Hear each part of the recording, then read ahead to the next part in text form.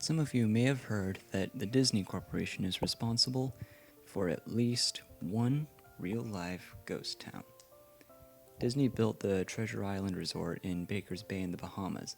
Now, it didn't start as a ghost town. Disney's cruise ships would actually stop at the resort and let tourists there to relax in luxury. And this is a fact. Look it up. Disney blew $30 million on the place. Yeah, $30 million. And they abandoned it. Disney blamed the shallow waters too shallow for their ships to safely operate, and there was even blame cast on the workers, saying that since they were from the Bahamas, they were too lazy to work a regular schedule. And that's where the factual nature of the story ends. It wasn't because of sand, and it obviously wasn't because foreigners were lazy, though both are pretty convenient excuses. No, I seriously doubt those reasons were legitimate. Why don't I buy the official story? Because of Mowgli's Palace. Near the beachside city of Emerald Isle in Northern Carolina, Disney began construction of Mowgli's Palace in the late 1990s.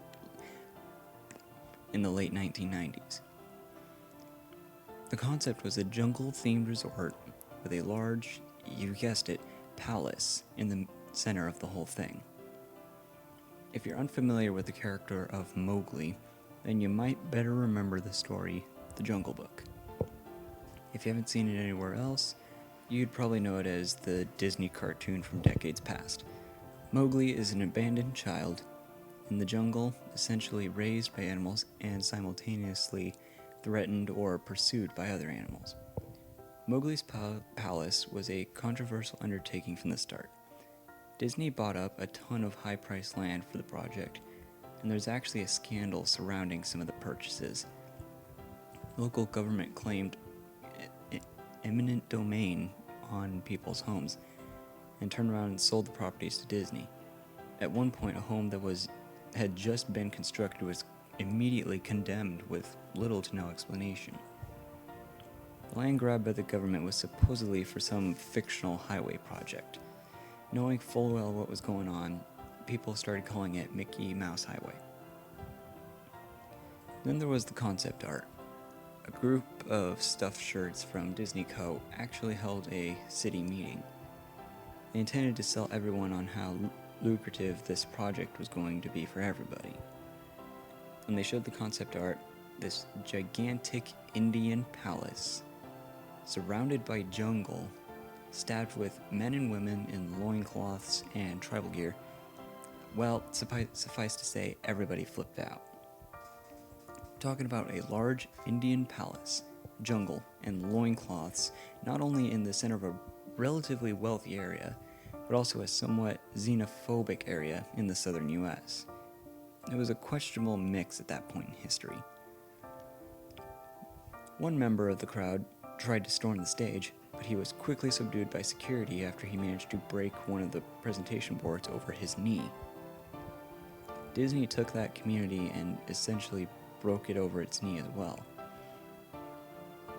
The houses were razed, the land was cleared, and there wasn't anything anyone could do or say about it. Local TV and newspapers were against the resort at the beginning, but some insane connection between Disney's media holdings and the local venues came into play, and their opinions turned on a dime. So anyway, Treasure Island, the Bahamas. Disney sunk those millions in and then split. The same thing happened with Mowgli's Palace. Construction was complete. Visitors actually stayed at the resort. Surrounding communities were flooded with traffic and the usual annoyances associated with an influx of lost and irate tourists. Then, it all just stopped. Disney shut it down and nobody knew what the heck to think. But they were pretty happy about it. Disney's loss was pretty hilarious and wonderful to a large group of folks that didn't want it in the first place. I honestly didn't give the place another thought since hearing it closed over a decade ago. I lived maybe 4 hours from Emerald Isle, so really I only heard the rumblings and didn't experience any of it firsthand. Then I read this article from someone who had explored the Treasure Island resort and posted a whole blog about all these crazy things he found there. Stuff just left behind. Things smashed, defaced, probably ruined by the disgruntled former employees who had lost their jobs. I mean, locals from all around probably had a hand in wrecking that place. People just felt as angry about Treasure Island as folks here did about Mowgli's Palace.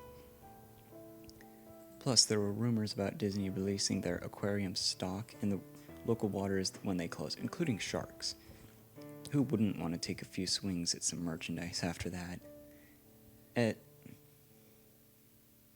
Well, what I'm getting at is that this blog about Treasure Island got me thinking. Even though many years have passed since its closing, I figured it might be cool to do some urban exploration at Mowgli's Palace. Take some photos, write about my experience, and probably see if there's anything I could take home as a memento. Now, I'm not going to say that I wasted no time in getting there, because honestly it took me another year after I first found that Treasure Island article to get around going up to Emerald Isle. Over the course of that year, I did a lot of research on the Palace Resort. Or rather, I tried to. Naturally, no official Disney site or resource made any mention of the place. That had been scrubbed clean. Even odder, however, was that nobody before myself apparently thought to blog about the place or even post a photo. None of the local TV or newspaper sites had one word about the place, though that was to be expected since they all had swung Disney's way. They wouldn't be out there lauding their embarrassment, you know? Recently, I learned that the corporations can actually ask Google, for example, to remove links from their search results, basically for no good reason. Looking back, it's probably not that nobody spoke of the resort, but rather their words were made inaccessible. So in the end, I could barely find the place, but all I had to look on was a really friggin' old map I'd received in the mail back in the 90s. It was a promotional item sent out to people who had recently been to Disney World, and I guess since I'd been there in the late 80s, that was recent. I didn't really intend to hang on to it. It just got shoved with my books and comics of my childhood. I'd only remembered it months into my research, and even then it took me another few weeks to locate the storage bin my parents had shoved it all into. But I did find it. Locals were no help, as most were transplants who had moved to the beach in recent years, or old residents who just sneered at me and made rude gestures the moment I managed to say, where can I find Mowgli's? The drive took me through an inordinately long corridor of overgrowth. Tropical plants that had run rampant and overpopulated the area, mixed with the native species of flora that actually belonged there, that had tried to reclaim their land. I was in awe when I reached the front gates of the resort. Tremendous, monolithic wooden gates, whose supports to either side looked like they must have been cut from giant sequoias. The gate itself had been gouged in several places by woodpeckers and eaten away at the base by burrowing insects. Hanging on the gate was a sheet of metal, some random scrap, with hand-painted letters scrawled in black. Abandoned by Disney. Clearly the handiwork of some past local or an employee who wanted to make some small protest. The gates were open enough to walk through, but not drive. So, grabbing my digital camera and the map, whose flip side showed a layout of the resort, I set off on foot. The inner grounds of the place were just as overgrown as the entryway. Palm trees stood untended and ragged among piles of their own coconuts. Banana plants similarly stood in their own sticking, bug-riddled refuse. There was all this sort of clash between order and chaos, and carefully planted rows of perennial flowers mixed with obnoxious tall weeds and stinking blackened mushrooms. All that remained of any outdoor structures were broken, rotting wood, and various charred bits of unidentifiable material. What was most likely an information booth or an outdoor bar was now simply a pile of assorted debris, chopped up by past vandalism and ravaged by weather. The most interesting thing on the grounds was a statue of Baloo, the big friendly bear from Jungle Book, which stood in a sort of courtyard in the front of the main building.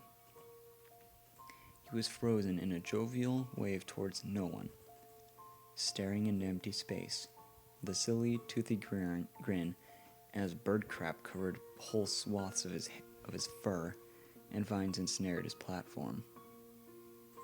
I approached the main building, the palace, only to find that the outside building was covered in graffiti, where the original paint hadn't peeled and chipped away.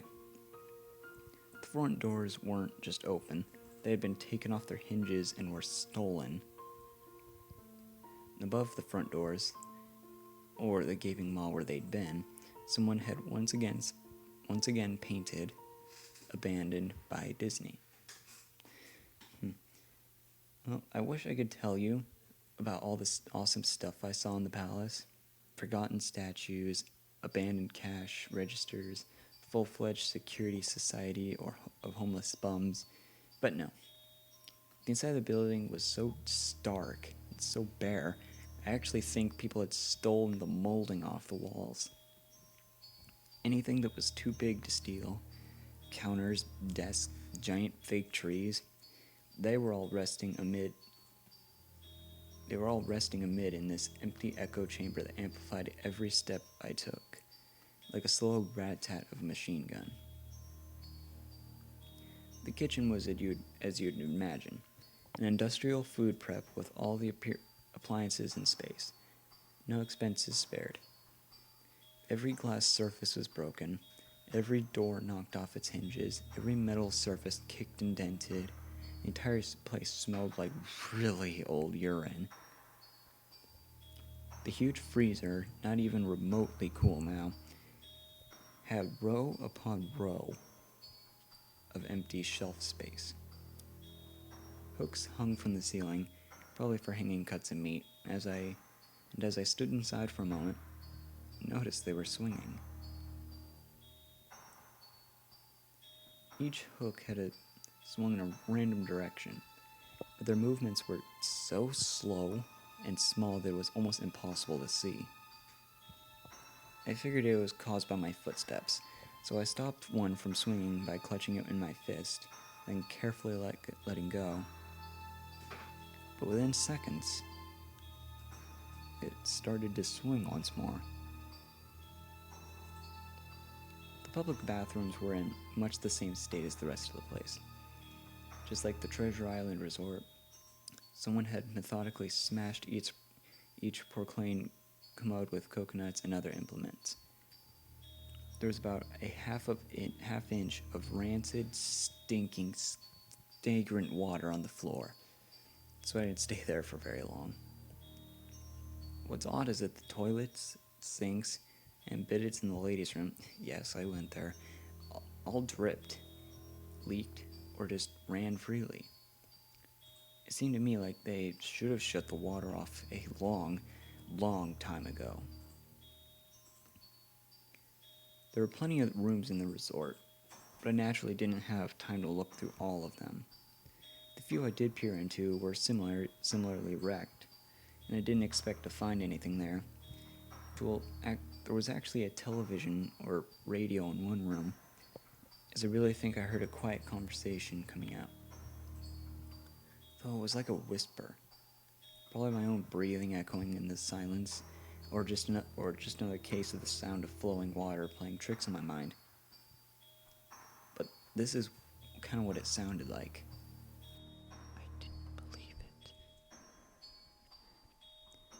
I didn't know that. I didn't know that. Your father told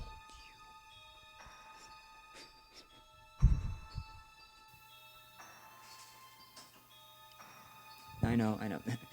That sounds ridiculous. I'm just telling you what I experienced and why I thought there might have been something running in that room. Or worse, some vagrants who had holed up in there and probably would have knifed me.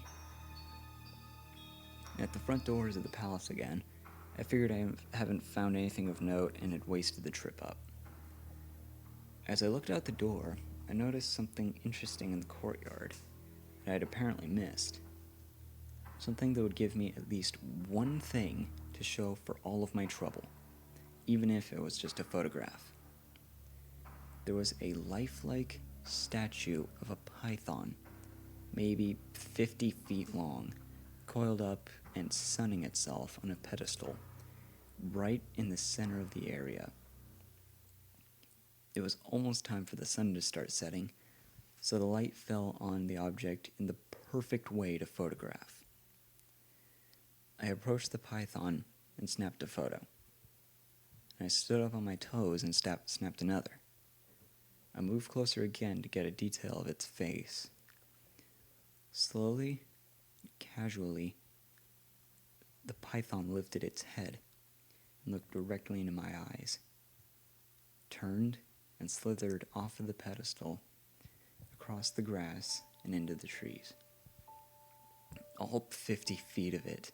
Its head long disappeared in the woods before its tail even left the sunning spot.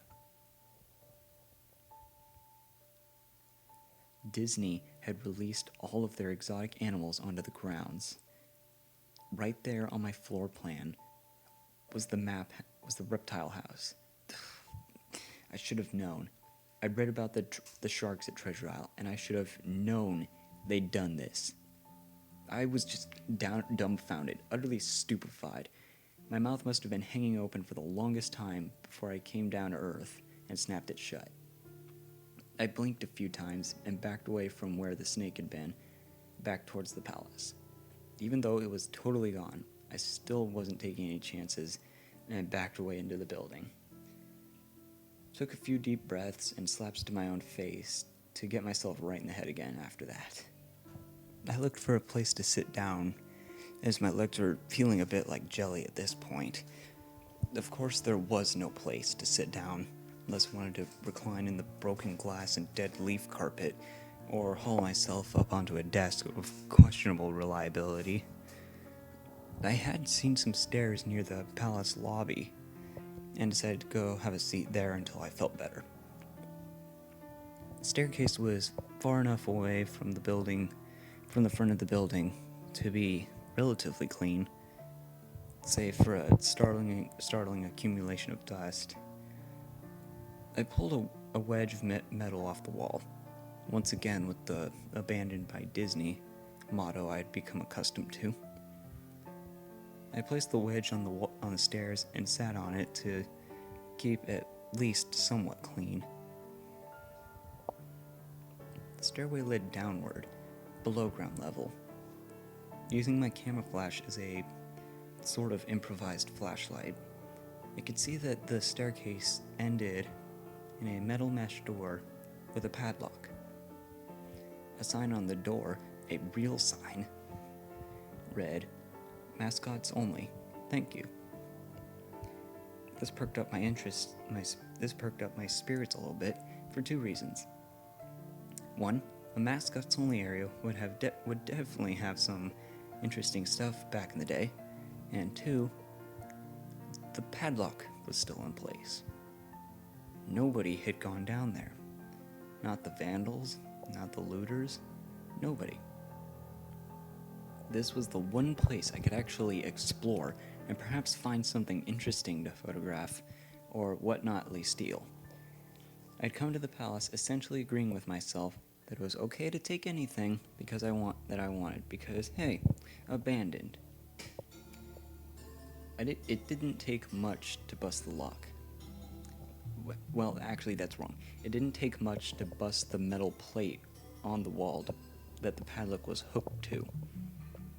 Time and decay had done most of the work for me, and I was able to bend the metal plate enough to pull the screws out of the wall.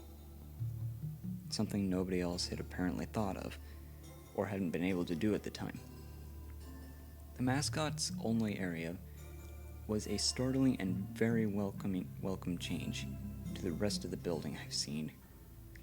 For one, every second or third fluorescent light overhead was illuminated, even though they flickered and faded randomly.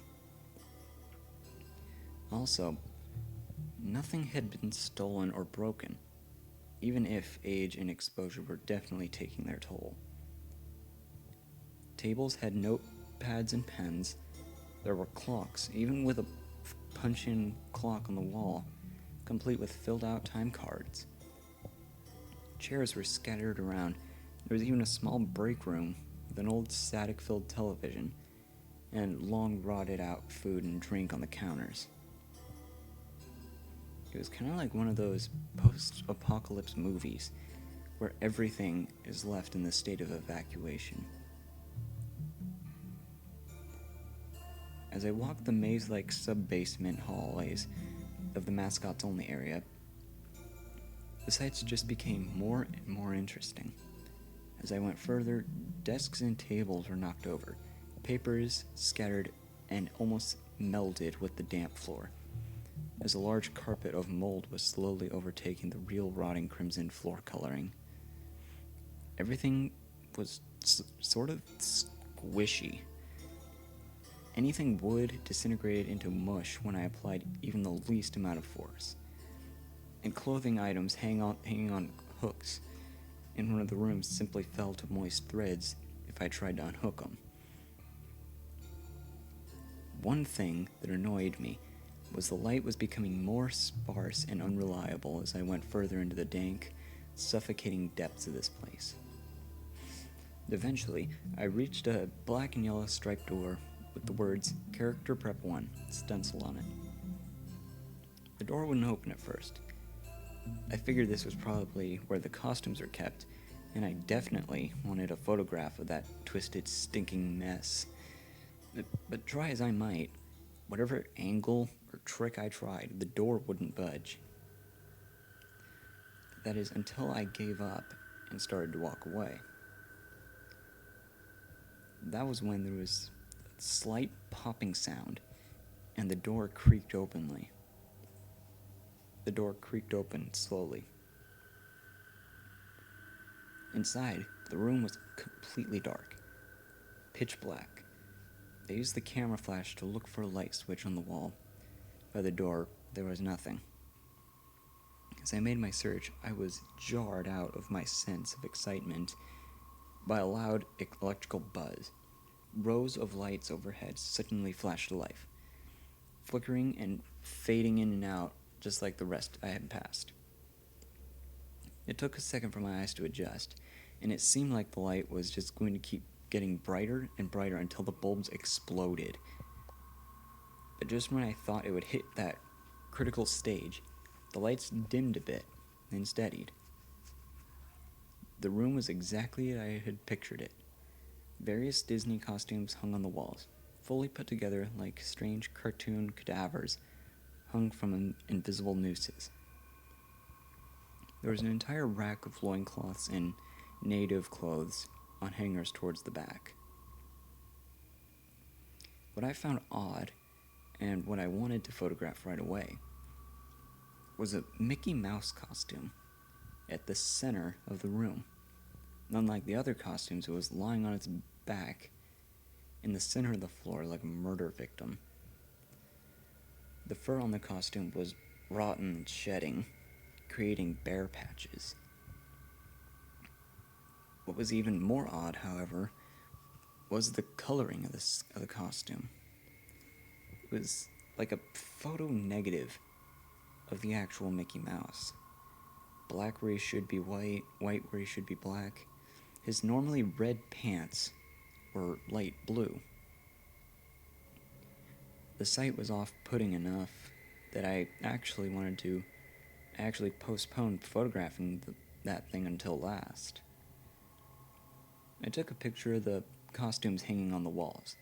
Upward angles, downward angles, side shots, show an entire row of frozen, putrid cartoon faces, some with plastic eyes missing. Then I decided to do a stage shot. just one of the bedraggled character heads on the slick, grimy floor.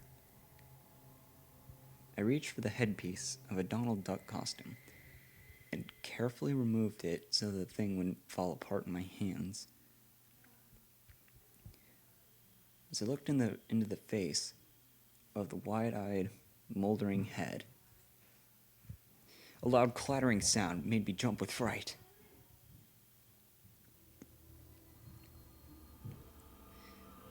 I looked down at my feet, and there between my shoes was a human skull.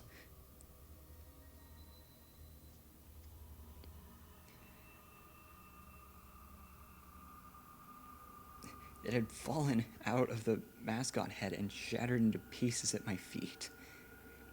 Only the empty face and lower jaw remained, staring up at me. I dropped the duck head immediately, as you'd expect, and moved to the door. As soon as I stood in the doorway, I looked back at the skull on the floor. I had to take a picture of it, I had to. For any number of reasons that may seem silly, but only if you don't think it through. I needed proof of what happened, especially if Disney was somehow going to make this go away. I had no doubt in my mind, right from the start, that if it was just gross negligence, Disney was responsible for this. This was why the resort had closed, and I was the only one outside Disney who knew. Me.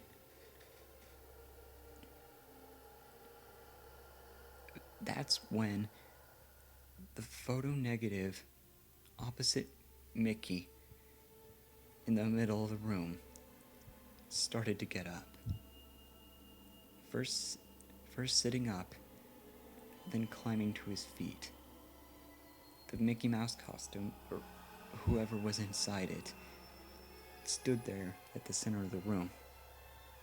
Its fake face just staring directly at me as I mumbled, no, no, no, no, no, over and over and over. Shaking hands, a violent, thrashing heart, and legs that had once again turned to jelly, I managed to lift the camera and aim it at the opposite creature, now quietly sizing me up, head tilted. The digital camera screen displayed only dead pixels in the shape of the thing. It was a perfect silhouette of the Mickey Mouse of the Mickey costume. As the camera moved in my unsteady hands, the dead pixels spread, marring the screen wherever Mickey's outline moved to. Then the camera died, went blank, quiet, and broken. I raised my eyes once again to the Mickey Mouse costume. Hey, it said in a hushed, perverted, but perfectly executed Mickey Mouse voice. You want to see my head come off? It started to pull at its own head, working its clumsy, glove-clad fingers around its neck with clawing and impatient movements similar to a wounded man trying to pull himself free from a predator's jaws. As it worked its digits into its neck. So much blood. So much thick, curdled, yellow blood. I turned away as I heard a sickening tear of cloth and flesh. Only cared about getting away. As above the doorway out of this room, I saw the final message clawed into the metal with bone or fingernails. Abandoned by God. I never got the pictures out of the camera. I never wrote the blog entry about it. After I ran from that place, fled for my sanity, if not my very life, I knew why Disney did not want anyone to know about this place. They didn't want anyone like me to get in. They didn't want anything like that to get out.